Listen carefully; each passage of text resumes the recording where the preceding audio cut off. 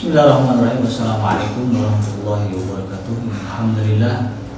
Nahmaduhu wa nasta'inuhu wa nastaghfiruh. Wa na'udzu billahi min shururi anfusina wa min sayyiati a'malina. Man yahdihillahu fala mudilla lahu wa man yudlil fala hadiya lahu. Asyhadu an la ilaha illallah wahdahu la syarika lahu wa asyhadu anna Muhammadan abduhu wa rasuluhu la nabiyya ba'dahu. Allahumma shalli wa sallim ala nabiyyil karim wa ala alihi wa ashabihi wa man tabi'ahum bi ihsan ila yaumiddin. Qala Allah ta'ala fi kitabihi karim ya ayyuhallazina amanu taqullaha haqqa tuqatih wa la tamutunna illa wa antum muslimun. Ya al-haqq adkhilna mudkhala sidqin wa akhrijna mukhraja sidqin waj'alna min sultanan nasira. Ya al-haqq waj'alna min al-batil akal zahuqa.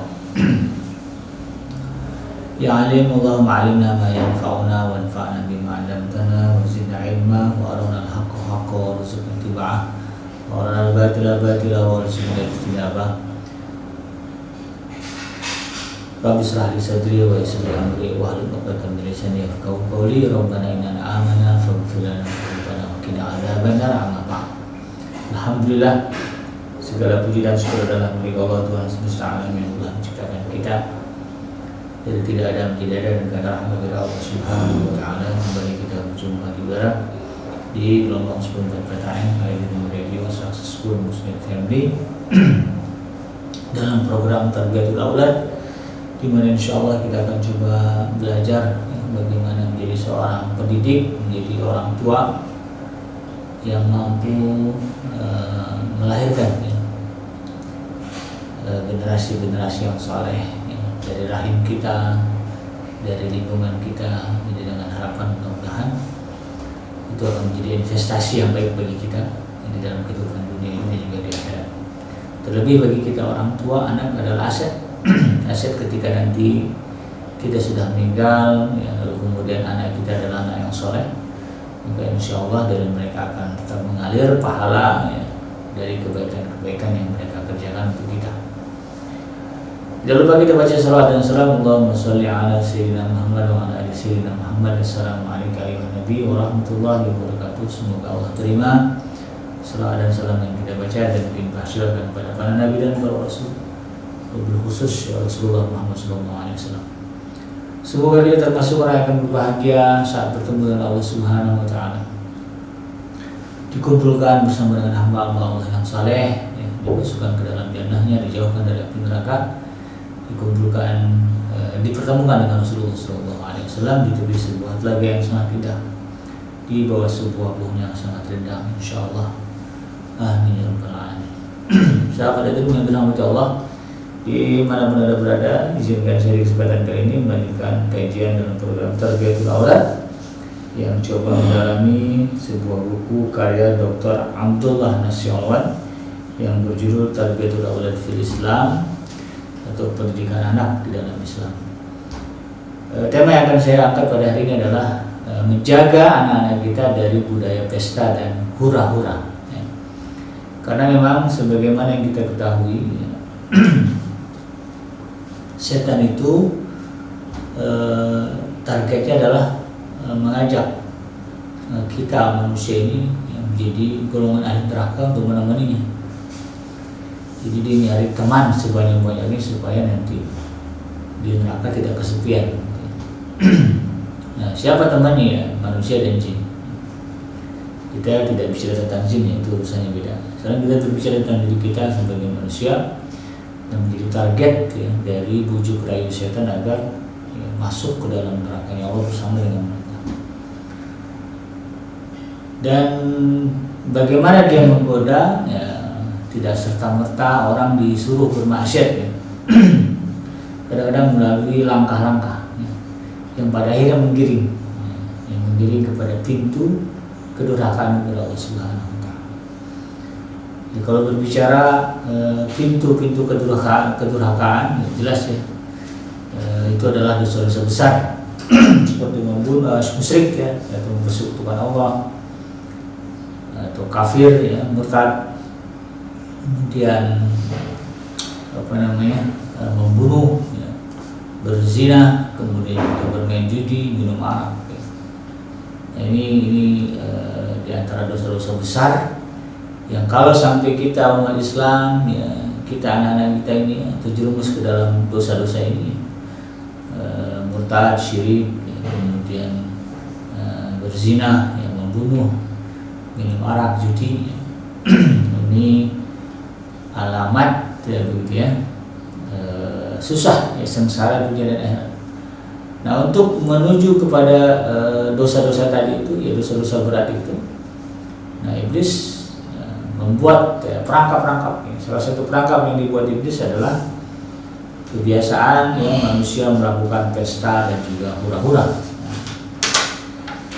Jadi kalau berbicara pesta, ya bukan berarti Islam mengharamkan pesta, gitu kan. Ada juga pesta, ya, pesta di dalam syariat, ya, Nabi Muhammad SAW. Tapi tentu pesta, ya pesta sebagaimana contoh Rasulullah, itu pesta pernikahan yang disebut dengan walimah, ya, walimatul urus, pesta pernikahan. Ya tentu kalau berbicara pesta, ya, kembali kepada siapa yang mengadakan, gitu. Ya, bahasanya sama lah, ya, pesta pernikahan, walimah urus, walimatul urus, sama bahasanya. Cuma nanti kadang-kadang ya karena yang menggunakan istilah pesta itu adalah kegiatan-kegiatan ya, yang bertentangan, isinya bertentangan dengan syariat, sehingga kesannya kalau udah disebut pesta ya, jadi negatif, ya. Tapi itu kan hanya bahasa saja. Ya, Rasulullah juga pernah mengadakan pesta pernikahan, untuk pernikahan beliau, pernikahan putrinya, itu ada pestanya. Cuman bukan pesta seperti kebanyakan manusia yang ujungnya adalah kemaksiatan dan dosa. Justru ya pesta pernikahan yang dilakukan oleh Rasulullah SAW adalah pesta yang mendatangkan keberkahan, karena dihadiri oleh orang-orang yang beriman, yang kemudian dari lisannya keluar doa-doa yang baik, ya. Kalau ada orang beriman mengatakan barakallahu lakuma wa baraka alaikuma wa jama'a bainakuma fi khair, ya doanya tidak terhalang antara dia dengan Allah Subhanahu wa taala. Bisa dibayangkan, ya. Ada sekian orang, ya, puluhan mungkin ratusan yang diundang, semuanya orang saleh, lalu kemudian mengucapkan kalimat itu. Ya tentu pernikahan, pesta pernikahan yang diadakan adalah sebuah pesta pernikahan yang penuh dengan keberkahan. Nah, cuman itu ya, inilah yang kadang-kadang menjadi tantangan pada hari ini. Ya, banyak kaum muslimin yang sekarang sepertinya keluar, ya, dari garis yang dicontohkan oleh Rasulullah SAW. Pesta tidak sedikit zaman sekarang, ya, pesta-pesta pernikahan, atau mungkin ada pesta hitan, ya, pesta apalah sebutnya, pesta pemilad, ya, hari ulang tahun. Ada juga, ya, orang yang mengadakan pesta hari memperingati ulang tahunnya, walaupun kalau berbicara syariat tidak ada, ya. Nabi Muhammad tidak mengadakan itu, ya. Memang beliau mengingat hari lahirnya, ya, hari Senin, ya. Tapi bukan berarti kemudian hari itu dijadikan sebagai hari untuk berpesta, tidak. Nah, dari sini kemudian sebagai seorang muslim, ya, dan sebagai seorang pendidik muslim, sebagai orang tua muslim, ini yang coba kita sadari. Ya, mulai dari diri kita dulu, ya.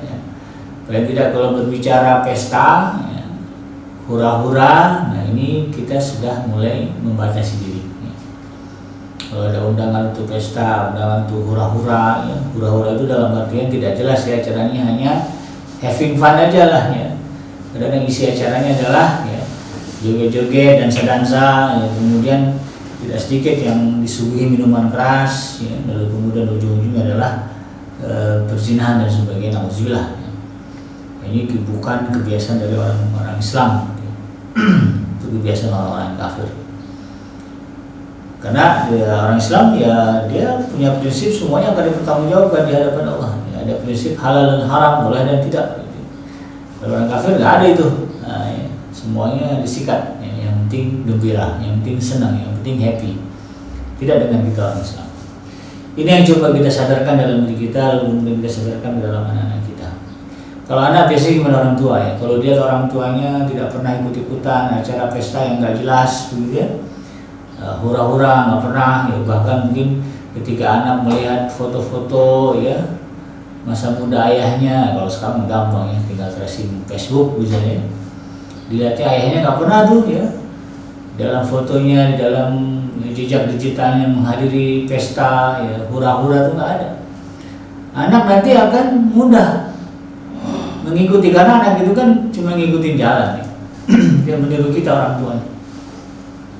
Kalau orang tuanya nggak memperkenalkan dia kepada itu, maka dia tidak akan tahu, kecuali nanti mungkin ya ketika dia sudah dewasa bergaul dengan orang lain, nah, ada orang yang memperkenalkan, nah, makanya nanti ya, dalam step-step tarbiyatul aulad itu nanti ada masanya ya. Orang tua kemudian mengarahkan anak-anak mereka sebelum menikah yang terutama di zaman sekarang kan anak harus ya, ada tuntutan anak harus kuliah jauh gitu ya, kuliah di luar daerah. Nah, ini yang harus dibekali ya, agar anak-anak ini ya, kalau di rumah ya kita ngawasin lah, tapi kalau udah di luar rumah kan ya Allah bukan hal yang mudah gitu ya.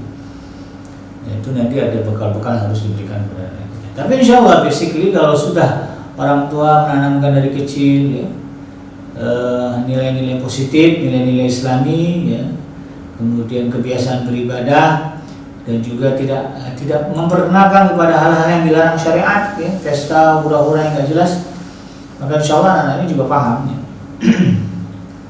Tinggal nanti ketahanan dia aja ya menghadapi rayuan dan godaan dari lingkungannya ya, ketika dia sudah berpisah dengan kita orang tuanya. Setelah pentingnya doa ya, doa orang tua kepada anak. Dengan doa itulah ya, Allah Subhanahu wa Ta'ala akan menjaga anak kita. Ya kalau berbicara pakar pendidikan ya, baik dunia Islam maupun dunia Barat begitu, itu pakar-pakar pendidikan sepakat ya bahwa yang namanya hura-hura, pesta-pesta yang tidak jelas itu merupakan ancaman buruk ya untuk menghancurkan akhlak ya, kepribadian, integritas seorang manusia. Ya, sebagaimana di sini disebut ya, ada seorang pakar pendidikan dari Barat ya, Dr. Alex Khalil ya, dia mengatakan dalam bukunya ya, ketika naluri seksual manusia itu bergerak membentuk satu zat yang meresap menuju otaknya, kemudian melemahkannya, maka membuatnya tidak mampu lagi berpikir jernih. Nah, ya kan biasanya kalau udah pesta-pesta ya, hura-hura, banyak yang kemudian ujungnya adalah perzinahan ya. Menurut Dr. Alex ini, Dr. Alex ya, seorang pakar pendidikan dari Barat mengatakan, ya, kalau udah ke situ ya arahnya orang manusia dipengaruhi oleh gejolak seksual, hasrat seksual dan perzinahan dan sebagainya, maka dia tidak akan bisa berpikir jernih. Nah, makanya Al-Quran sudah tegas-tegas ya, menegaskan wala taqrabu zina, ya, jangan kalian coba-coba dekat zina. Kalau udah masuk ke wilayah itu ya, wilayah perzinahan ya, kan ada batas ini. Nah, itu kejernihan berpikir ya secara alamiah itu terganggu. Orang nggak akan lagi bisa berpikir jernih. Makanya dari kasus-kasus perzinahan, pemerkosaan ya sebutlah begitu ya, itu berentet ya tindakan-tindakan kriminal yang lain akibat perzinahan. Kemudian si perempuan hamil ya, lalu si laki-laki tiba-tiba tidak mau bertanggung jawab ya, akhirnya apa yang jadi korban si perempuan juga ya. Banyak cerita, banyak kasus, banyak berita yang akhirnya kemudian banyak kaum perempuan yang harus ya berkubang darah gitu ya, dibunuh oleh laki-laki yang dalam tanda kutip mengatakan mencintainya gitu ya, sampai-sampai kemudian meminta kehormatan dirinya ya, berbuat zina. Tapi ketika terjadi kehamilan, maka kemudian yang muncul justru adalah tindakan-tindakan kriminal, kejahatan. Minimnya adalah KDRT ya, gitu ya. Itu yang terjadi, itu fakta gitu. Maka sampai kapan ya para orang tua kemudian menganggap ya, hal-hal perbuatan-perbuatan yang akan mendekatkan anak-anak kepada perzinahan, kemudian diabaikan, diremehkan. Mau sampai kapan? Padahal berita-beritanya, fakta-faktanya ya, bahwa dampak buruk dari perzinahan ini begitu luar biasa ya, dari sisi kacamata syariat maupun dari kacamata ilmu sosial juga. Bahayanya besar. Ini yang kemudian kita harus pahami dan kita sadari. Pakar lain yang bernama George Belushi mengatakan di dalam bukunya yang berjudul Ledakan Seksual ya, beliau mengatakan pada tahun 1962 ya, John F. Kennedy ya, Presiden Amerika ketika itu mengatakan bahwa masa depan Amerika berada dalam bahaya karena banyak dari pemudanya tenggelam dalam gejolak syahwat ya, berlaku seks bebas, pesta-pesta begitu, sehingga mereka tidak mampu memikul beban tanggung jawab di atas pundaknya. Jadi perzinahan, hura-hura, pesta-pesta ya, yang berbau dengan kemaksiatan itu kemudian melemahkan jiwa manusia untuk memikul tanggung jawab yang memang harus ya, dia buat. Makanya kemudian para pezina, para pemabuk yang nggak peduli dengan anaknya. Berapa banyak orang tua yang mengabaikan anaknya karena sibuk dengan syahwatnya, sehingga kemudian muncul istilah keluarga rusak, keluarga broken, broken home family. Anak-anaknya kecewa dengan orang tuanya yang asik dengan dirinya sendiri, asik bersenang-senang sendiri, asik hura-hura sendiri. Ya karena memang ya menurut tadi seorang pakar ini George Belushi bahwa kemaksiatan, hura-hura, pesta-pesta begitu menyebabkan jiwa mereka menjadi lemah sehingga tidak mampu memikul beban tanggung jawab di atas pundaknya. Bahkan ketika itu George mengatakan dari setiap 7 orang pemuda yang tampil di Amerika ya, yang menjadi tentara begitu ya, 6 orang di antara tidak layak. Kekurangan orang jadi tentara ya, dibuat data ternyata 6 dari 7 orang tentara di Amerika ketika itu 6 orang itu tidak layak. Karena memang saking parahnya budaya dan kebiasaan mereka berpesta-pesta, hura-hura ya, bermaksiat, dan itu semua yang menjadi penyebab atas kerusakan jasmani dan rohani ya. Kalau jasmani ya kita bisa lihat bagaimana rusaknya orang, otak-otak orang karena disuguhkan minuman keras. Kalau pesta-pesta isinya adalah barang minuman makanan yang memabukkan ya, kadang sekarang untuk mabuk itu nggak mesti minum arak.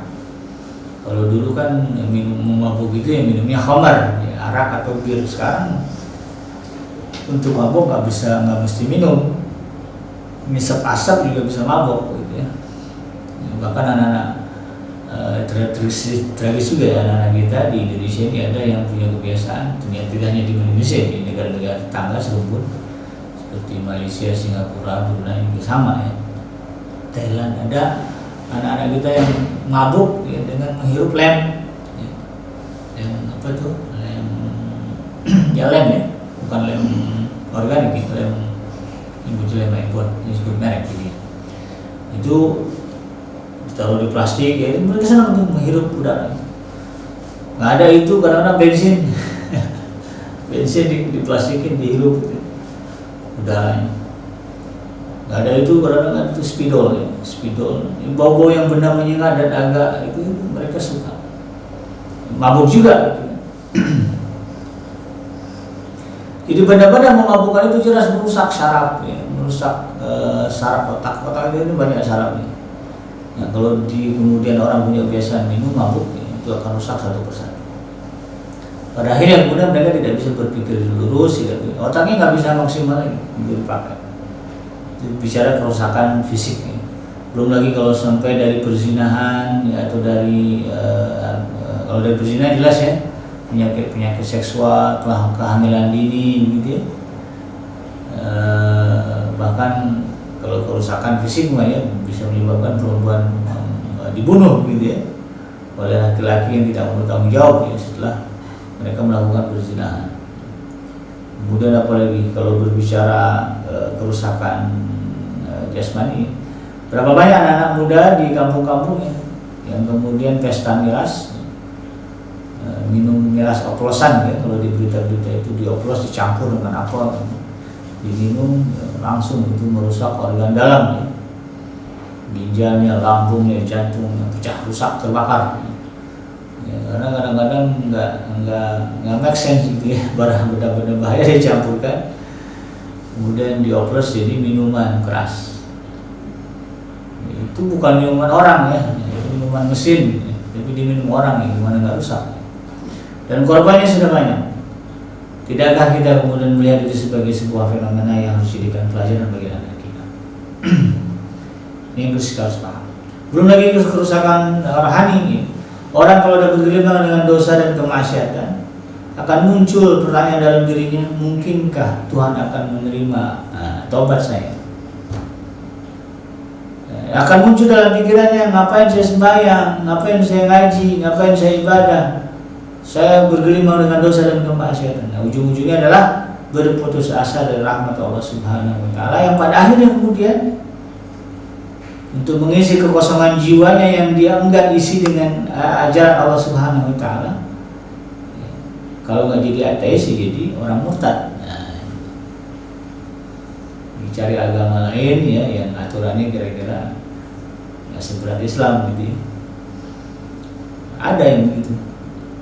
Atau ya jadi ateis ya, atau agnostik ya, percaya Tuhan tapi nggak percaya agama. Ujung-ujungnya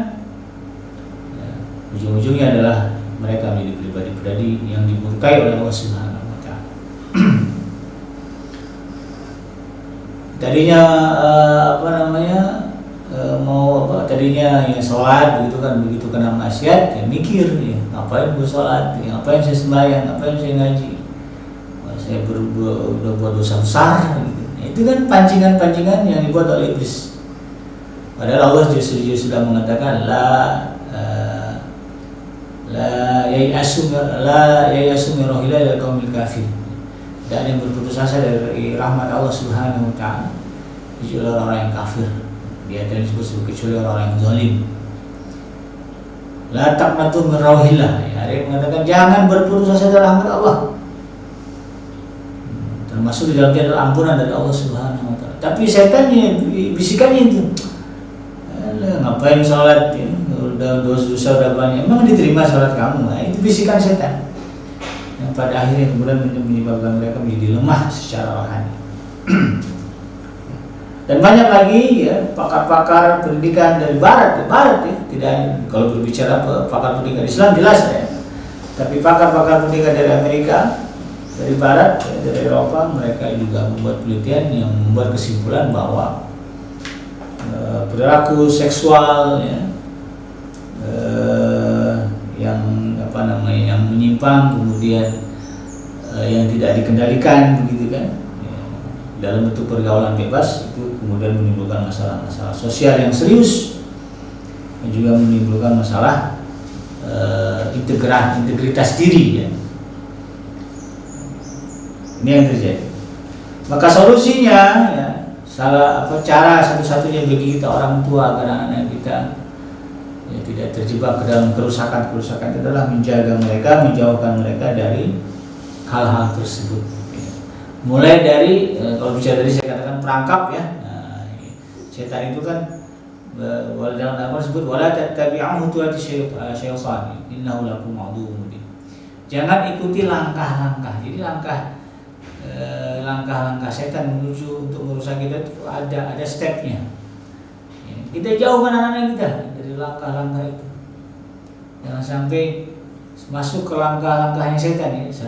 Langkah pertama. Kalau udah langkah pertama ikut langkah kedua sampai ujung-ujungnya nanti diponis masuk ke dalam neraka. Ada kalaupun udah terlanjur terjebak di langkah 1, langkah 2 pasti bisa balik lagi. Nah, tarik taubat kepada Allah Subhanahu wa Ta'ala.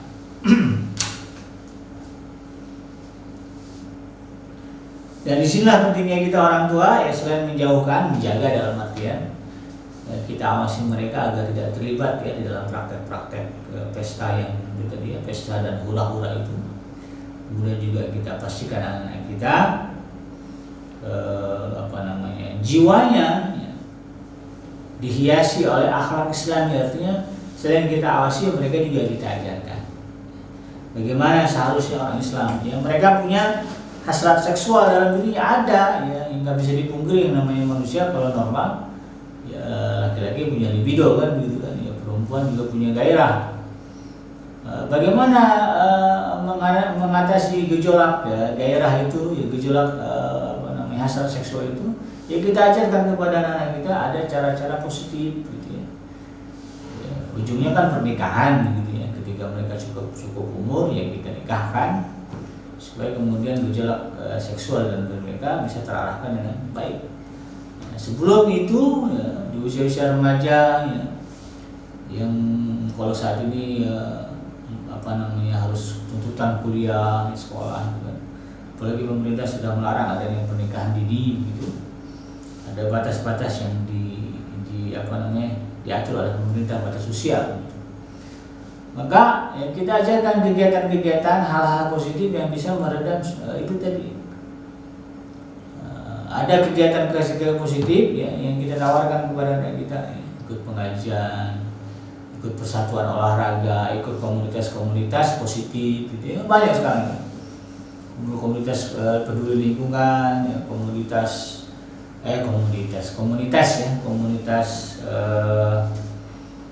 seni ya, banyak ya. Ya aktifkan mereka bergabung ya. Sehingga kemudian itu tadi ya, ada jalan untuk meluahkan atau memalingkan mereka ya, dari hasrat bermaksiat itu. Ini yang kemudian kita harus pahami ya, kita ajarkan kepada anak kita.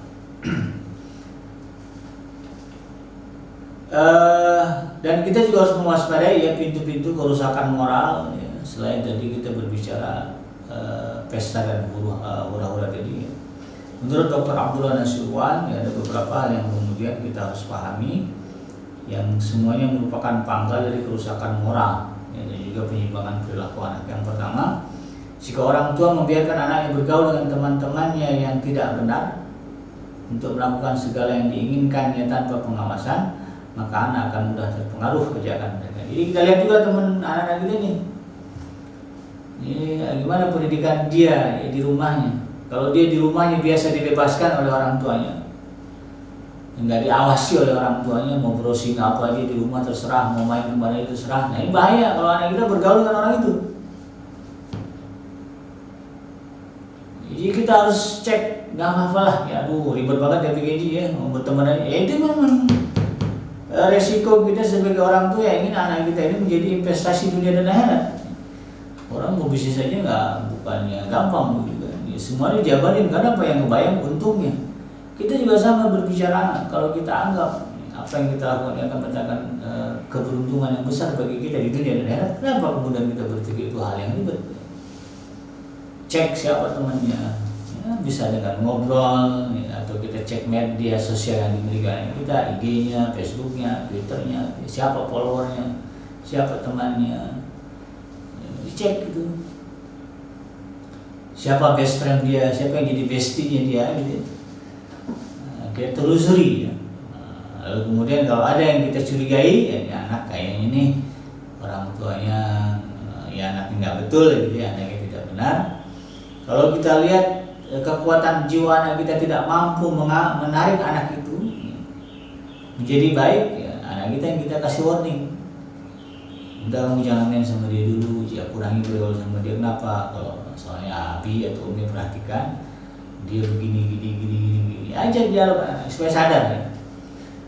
Kalau dia nggak mau sadar ya, kalau memang kita punya penilaian yang jelas ya, argumen yang tepat ya, buat ketegasan. Karena anak-anak kita itu baru mau, kadang-kadang ada yang baru tunduk patuh ketika orang tua sudah mulai tegas, keras, jangan. Nah, kalau begitu baru deh. Tapi kalau masih jangan, nah, karena ada juga yang lawan-lawan gitu. Nah, itu kita paham lah ya, bagaimana menghadapi kita.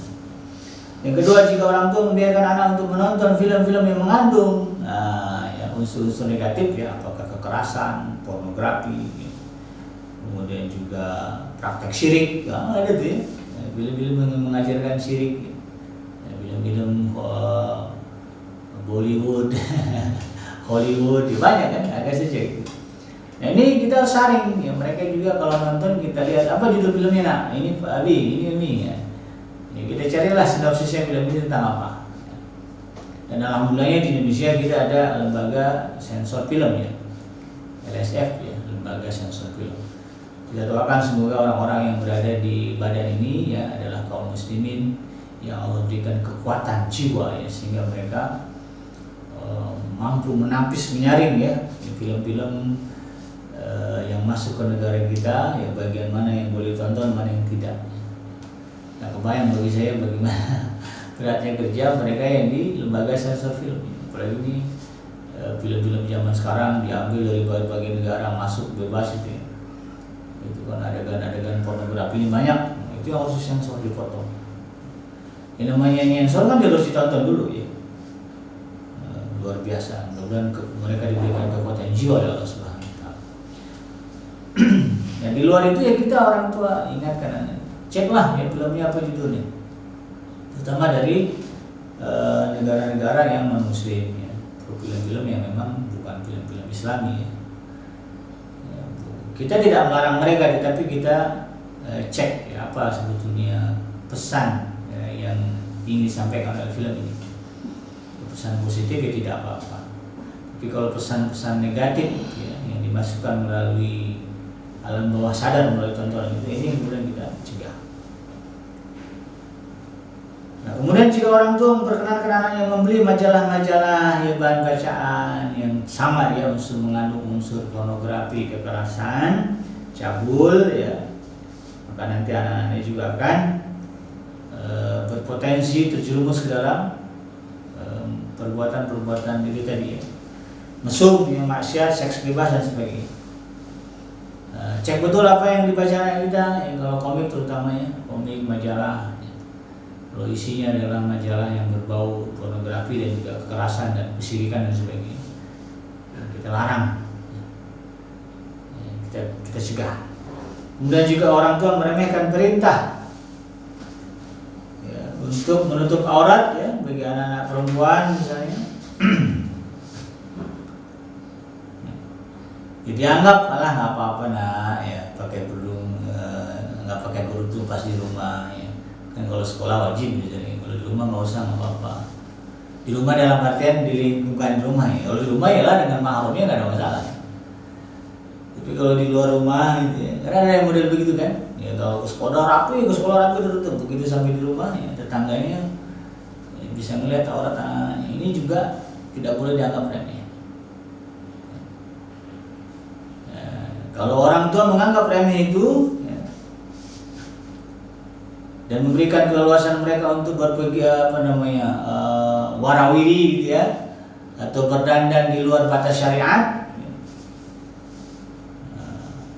Kemudian lalai dalam mengawasi pertemanan ya, dan pergaulan di antara anak-anak mereka, maka nanti ya yang muncul biasanya adalah bisa jadi anak-anak ini kemudian akan terenggut kehormatannya. Awalnya ya diajak temannya main ke sana ke sini, kan bertiga nih kan, berempat ini kan, awalnya begitu. Dia nggak tahu di tempat dia main ya, seperti apa suasananya ya, mapala misalnya kan, kegiatan cinta cinta alam yang mendaki gitu, yang pergi laki perempuan campur gitu, yang mereka bilangnya temannya ternyata nggak ada yang ngawasin gitu kan. Kita harus khawatir begitu.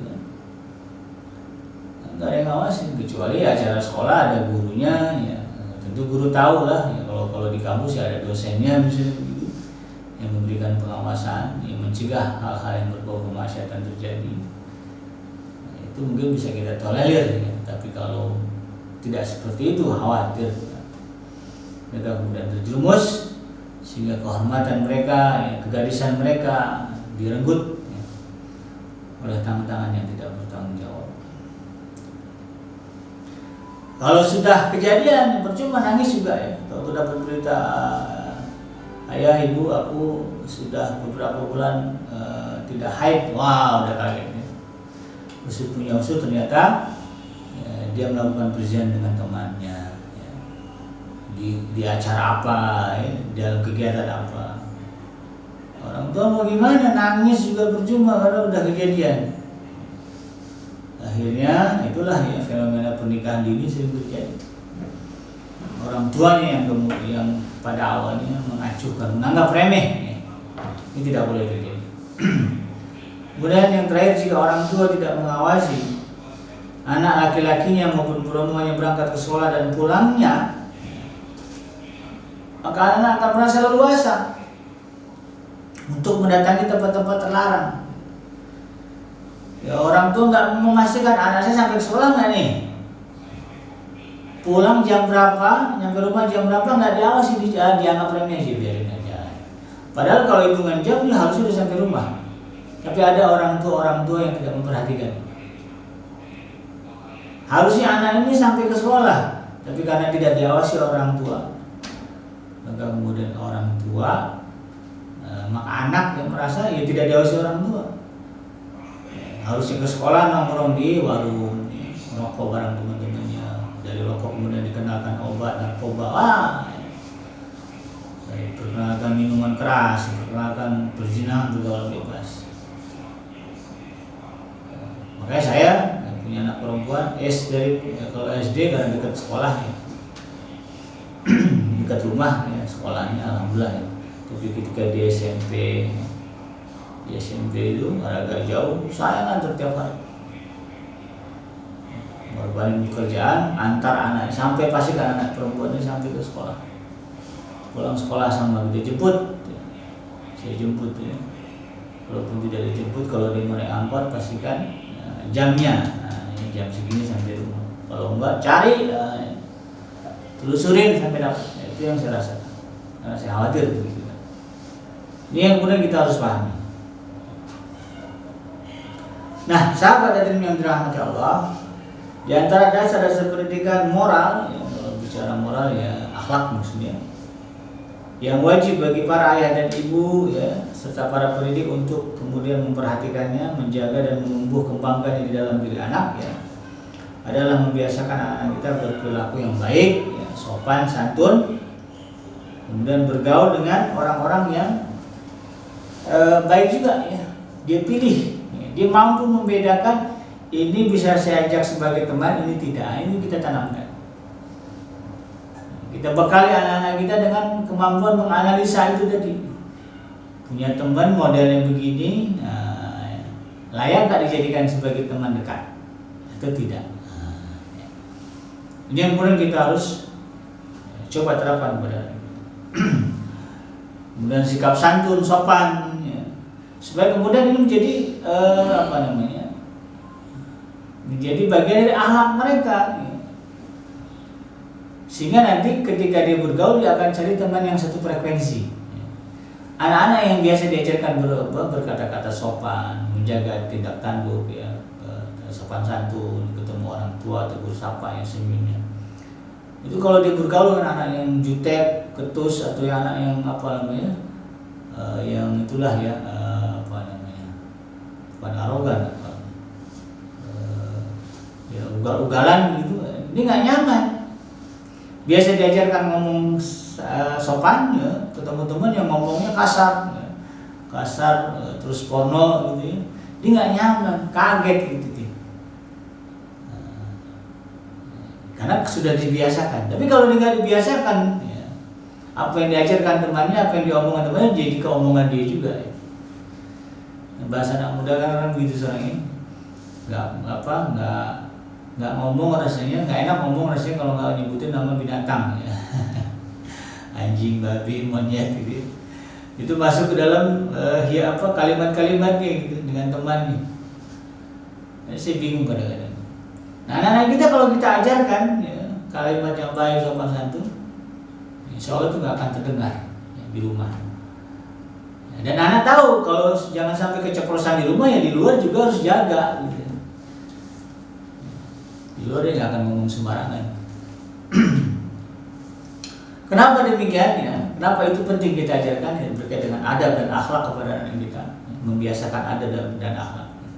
Ada berbicara dengan orang tua, ada berbicara dengan adiknya, ada berbicara dengan kakaknya. Itu kita ajarkan yang baik-baik. Ada berbicara dengan temannya. Sikap sopan santun, bertamu seperti apa. Kemudian kalau dengan lawan jenis apa batasannya, itu kita ajarkan.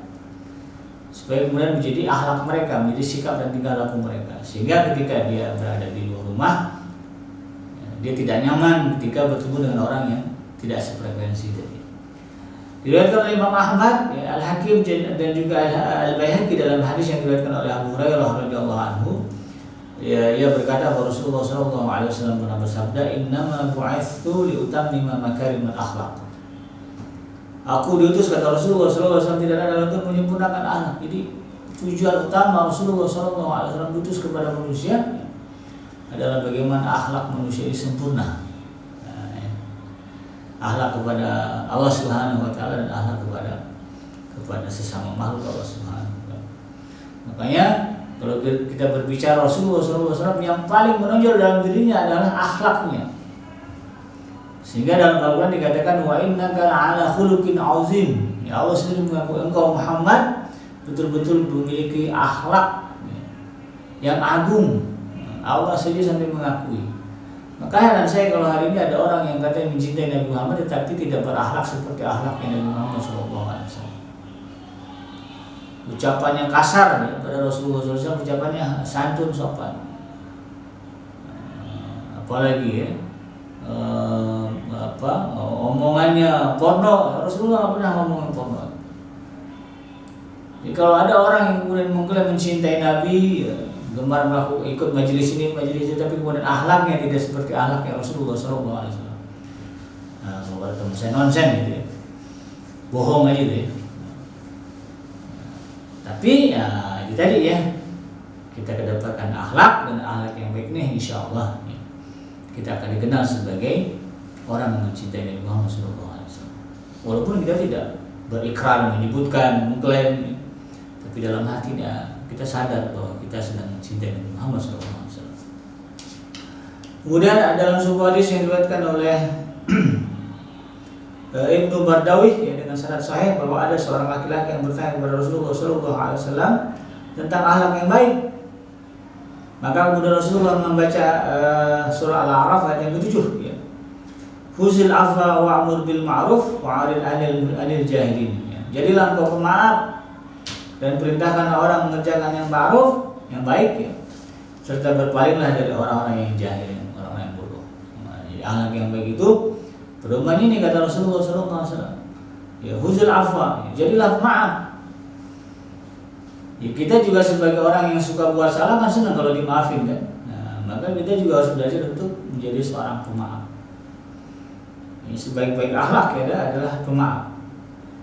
Wa'mur bil ma'ruf, ya, juga kampanyekan, biasakan ya, share atau ajak orang yang kalau jadi influencer gitu kan, yang memberikan pengaruhi orang untuk kemudian berbuat baik. Apa patokan buat baik? Apa yang Allah perintahkan, itu yang kita minta orang-orang buat. Apa yang Allah larang, itu yang kita kasih tahu orang jangan buat nih. Ya, prinsipnya adalah Al-Quran dan hadis. Ajak manusia untuk berbuat baik. Kemudian wa'arid 'anil jahilin. Perhatikan pergaulan, jangan bergaul dengan orang-orang yang Allah sebut sebagai orang bodoh. Gak ngerti halal haram, ya, gak ngerti baik dan buruk, gak ngerti sopan santun, ya, baik dari ucapannya, perbuatannya, gitu, ya, tutur katanya dan sebagainya. Ini kita jauhi. Ya. Allah saja memerintahkan kita untuk memperhatikan dengan siapa kita bergaul. Kemudian beliau bersabda, "Huwa antasila man ta'ak wa tu'tiya man haramak wa ta'fu amman zalamak." Yaitu engkau menyambung kekerabatan terhadap orang yang memutuskannya denganmu. Engkau memberi orang-orang yang menahan, yang tidak mau memberi kepadamu, dan engkau memaafkan orang-orang yang menzalimi. Ini berbicara kayak begini. Ya, kalau mau disebut sebagai orang berakhlak, kata Rasulullah SAW, ya, cara mengaplikasikannya, ujiannya adalah sanggup gak gitu ya, menyambung kekerabatan dengan orang yang sudah memutuskan kita. Ada satu insiden, kemudian orang ini bilang, kamu jangan main lagi ke rumah saya. Atau kalau orang tua kan ada, kamu bukan anak saya lagi, kamu bukan saudara saya lagi, bisa begitu kan. Nah, kalau kita betul-betul orang yang berakhlak, ya, mengikuti akhlak Rasulullah SAW, disambung lagi tali silaturahimnya. Datang, sowan, ya, walaupun dikatusin, jurusin nggak apa-apa. Yang penting sudah kita coba sambungkan. Ya, karena kan gengsi ini yang membuat kita jadi enggan ya, untuk menyambung tali silaturahmi yang sudah putus. Saya kan lebih tua, harusnya dia yang datang. Nah itu tuh. Ya. Anak-anak kita tuh kita ajarkan, ya, jangan gengsi untuk kemudian meminta maaf, jangan gengsi untuk kemudian memulai sebuah hubungan yang baru, ya, hubungan yang terputus yang menjadi terjalin kembali. Anak-anak kan begitu ya. Hari ini musuhan, besok baikan lagi. Itu fitrahnya anak-anak. Tapi entah kenapa begitu kita dewasa ya, itu hilang. Musuhannya bisa bertahun-tahun, ya, masya Allah. Kemudian engkau memberi kepada orang-orang yang menahannya. Ada orang kan yang nggak mau ngasih kita, gitu ya. Kita tahu dia pelit sama kita kalau dia datang ke rumahnya, atau kalau kita minta, nggak ada lagi. Kalau kita memang berakhlak, ya, cara mencobanya, mengujinya adalah sanggup nggak kita memberi ke dia. Dia nggak pernah ngasih, tapi kita sering ngasih ke dia. Karena ada orang yang punya prinsip, saya terus yang ngasih, kapan kamu ngasih saya? Ini ya, belum masuk ke wilayah orang yang benar-benar berakhlak sebagaimana akhlaknya Rasulullah SAW. Memberi tanpa kemudian mengharapkan permintaan. Makanya di dalam surah Al-Insan kan disebutkan ya, salah satu ciri orang yang akan mendapatkan surga di Allah Subhanahu wa taala ketika di dunia, ketika dia bersedekah, kalimat yang keluar dari lisannya adalah, atau prinsipnya adalah, la nuridu minkum jazaa'an wala syukura. Saya berbuat baik ini ya tidak dalam rangka untuk mendapatkan balasan dari kamu. Bahkan ucapan terima kasih juga kita nggak perlu. Karena ada orang yang kalau berbuat baik kemudian merasa kecil hati karena nggak diapresiasi. Lo dikasih, nggak ngomong apa, bilang ya terima kasih. Ada yang begitu ya. Kalau orang-orang yang ya, betul-betul baik akhlaknya ya, dan akan dihadiahi surga oleh Allah Subhanahu wa taala, itu tidak ada. Prinsip itu ya. Prinsipnya adalah berbuat baik karena Allah. Perkara orang mau mengucapkan terima kasih, mengapresiasi, membalas, itu bukan urusan, nggak ada ceritanya. Tidak dipengaruhi oleh apresiasi atau reaksi dari orang yang menjadi objek kebaikan kita. Kemudian memaafkan orang-orang yang menzalimi dirimu. Tahu kita ini itu gara-gara dia gitu ya, nama kita jadi jelek misalnya gitu. Dia begini begitu, sanggup gak kita kemudian memaafkan orang-orang itu? Nah inilah ya, salah satu tantangan ya dari Rasulullah SAW bagi kita yang betul-betul ingin disebut sebagai orang yang berakhlak ya, di hadapan Allah Subhanahu wa taala. Diriwayatkan dari Imam At-Tirmizi dan juga Abu Daud ya, dari hadisnya Abu Darda radhiyallahu anhu yang berkata bahwa Rasulullah SAW pernah bersabda, asqalu ma yudha'u fil mizan yaumil qiyamah taqwallahi wa husnul khalq wa husnul khuluq. Perkara yang paling berat yang akan diletakkan di atas timbangan nanti pada hari kiamat adalah takwa dan akhlak yang baik. Jadi jangan pernah merasa kita berbuat baik, berakhlak baik ini nggak ada manfaatnya. Salah nih, salah besar. Sehingga kalau kita merasa sia-sia, makanya ada muncul kalimat ya, kalau sudah pada titik jenuh yang menjadi orang baik, dia akan mengatakan no more Mr. Nice Guy, nggak ada lagi orang baik. Udah begitu, ini udah puncaknya. Jadi kalau kita di dunia membiasakan akhlak baik, ya, sopan santun, senyum, sapa salam, yang menjaga perasaan orang, akhlak baiklah ya kepada orang lain. Itu nanti ya, efeknya di akhirat itu yang akan memberatkan timbangan kita. Ya, karena Rasulullah SAW mengatakan, ya perkara yang paling berat ya yang akan diletakkan di dalam timbangan nanti pada hari kiamat ya, atas amal manusia. Yang pertama takwa, yang kedua adalah akhlak. Takwa ya kaitannya adalah bagaimana kita beribadah ya sesuai dengan tuntunan syariat dari Allah Subhanahu wa taala. Dan akhlak adalah bagaimana kita bermuamalah, bergaul ya, bersosialisasi dengan orang lain. Makanya kalau kita perhatikan ayat Al-Qur'an itu yang mayoritas berbicara tentang akhlak. Ya, akhlak sesama muslim, akhlak kepada orang yang bukan Islam, akhlak kepada Nabi, akhlak kepada Allah Subhanahu wa taala. Akhlak kepada orang tua, akhlak kepada pasangan, akhlak kepada anak-anak kita, akhlak kepada kerabat, akhlak kepada teman-teman, akhlak kepada binatang, kepada tanaman, itu disebut dalam Al-Quran. Dan itulah yang akan menjelma sebagai amalan soleh yang kata Nabi ya timbangannya berat. Makanya kemudian Rasulullah SAW mengatakan ya, ittaqullaha haitsu ma kunta. Bertakwalah kepada Allah dimanapun kamu berada, karena itu akan menjadi modal bagi kita, bagi anak-anak kita nanti, ya, memperberat timbangan kebaikan di akhirat. Di dalam hadis lain ya, Rasulullah SAW menekankan adbi'i syai'ah al-hasanah ya, tamhuha ya. Iringilah perbuatan kejelekanmu dengan kebaikan, niscaya kebaikan itu akan menghapuskannya. Banyak-banyak buat baik, dengan kebaikan itu insya Allah ya, keburukan-keburukan yang kita lakukan itu akan dihapus oleh Allah Subhanahu wa Ta'ala. Dalam hadis lain ya, Rasulullah mengatakan khaliqin nas bihuluki hasan. Pergaulilah manusia dengan akhlak yang baik. Jadi kita bergaul dengan orang dengan adab, dengan cara yang baik, itu bukan karena tuntutan sosial, bukan. Tapi kita sadari ini bagian dari perintah Rasulullah SAW, bagian dari perintah Allah Subhanahu wa Ta'ala, yang nanti ya akan menjelma sebagai pahala ya, yang memberatkan timbangan kebaikan kita. Dan itulah ya bagaimana Allah Subhanahu wa Ta'ala memerintahkan Rasulullah SAW menjadi contoh. Kalau berbicara akhlak, memang tidak ada ya orang yang memiliki akhlak sesempurna akhlak Rasulullah SAW.